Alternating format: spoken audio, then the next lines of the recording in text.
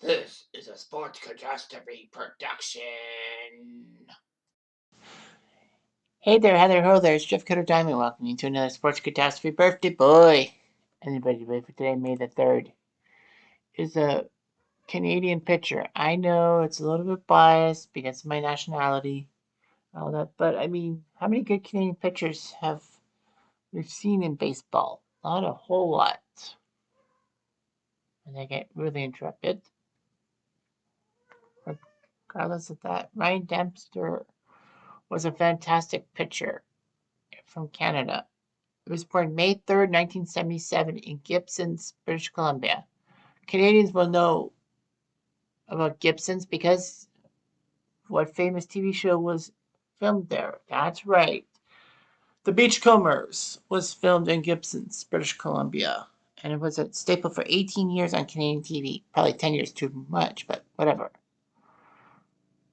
Dempster was a decent player in high school and actually was drafted in the third round of the 1995 baseball draft by the Texas Rangers. So he took the opportunity and began life as a ranger in the Rangers farm system. However, in 1996, Texas traded his rights alongside Rick Helling to Florida for John Burkett, to the Marlins, to help him win the 96 Red Stripe. It would be in the Marlins system for a few years until 1998 when he finally made his MLB debut for the Marlins, working 2 innings of relief May 98 against the Pirates, but gave up 3 runs. His first start was June 1st against the Cubs, lasting an inning and a third, being shelled for 5 runs. He was 0-3 when he finally got his first Major League win June 28th against the Red Sox. He would be 1-5 with a Seminole ERA that year. In '99, he went 7-8, and then the next season he put up 13 wins, which was pretty good, tossing a one-hitter against the Mets. And sent to the All-Star game. So Dempster was middling after that 13-10 season. Florida decided to trade him to Cincy for Juan Encarnacion and a few other people. Well, the Encarnacion move was big, for 2003. He was decent for the Reds in the second half of the 2002 season. And then in 2003, he made 20 starts, was 3-7 before going through Tommy John surgery. After the Reds started to get rid of him, he ended up signing a free agency deal with the Cubs in 2004. He would join the Cubs by August the 1st after rehabbing from his surgery, picking up a save against the Pirates, his first. He was essentially named the closer for the Cubs, replacing LaTroy Hawkins. He collected 33 saves in 35 opportunities, which was amazing.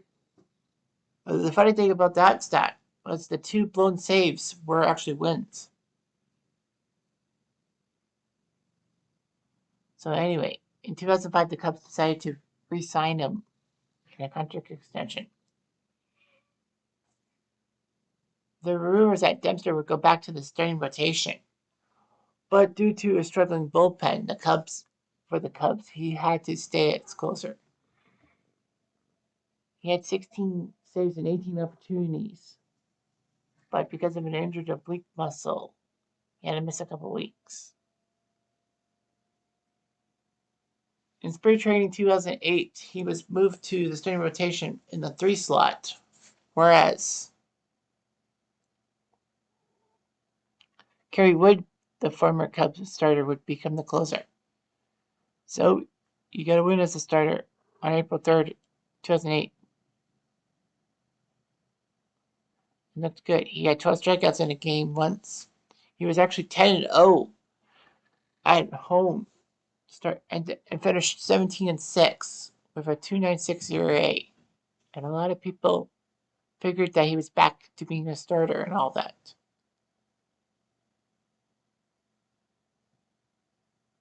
He pitched in game 1 of the NLDS against the Dodgers and just couldn't do anything about it. But following the 2008 season, he re-signed with the Cubs for 4 years, $52 million. Anyway, Dempster would finish 11-9 in the 2009 season and won 15 games in 2010, which was pretty good. At the trade deadline, the Cubs decided to trade him to Texas for a couple of minor leaguers. He was 7-3 for the Rangers in the 2012 season. And then, well, it was free agency. And then he was given a 2-year, $26 million deal with the Red Sox. So Dempster was in a big incident with A-Rod August 2013. The first time he faced A-Rod, he threw a pitch behind him, and then subsequently his 3-0 pitch struck Rodriguez in the left elbow pad and ricocheted off his back. Although the home umpire warned Dempster in both dugouts about this, Dempster was allowed to stay in the game. Unfortunately, A-Rod would get his revenge by hitting home run off Dempster, and the Yankees won in the game 9-6. He got a 5-game suspension because of this incident and all that. Anyway, he was 8-9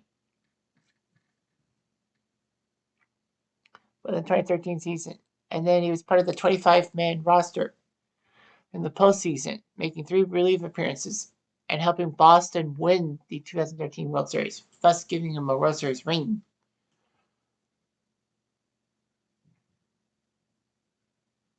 Dempster officially retired in 2014, becoming Cubs front office guy's assistant to the GM.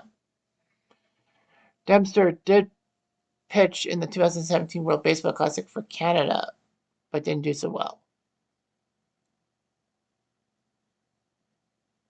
So anyway, he had some regular pitches and all that. He was known for his laid-back attitude, joking with fans and teammates, and having a positive contribution to the team's clubhouse. He also was known for his Harry Carey impressions and all that, and did pretty good for himself and all that.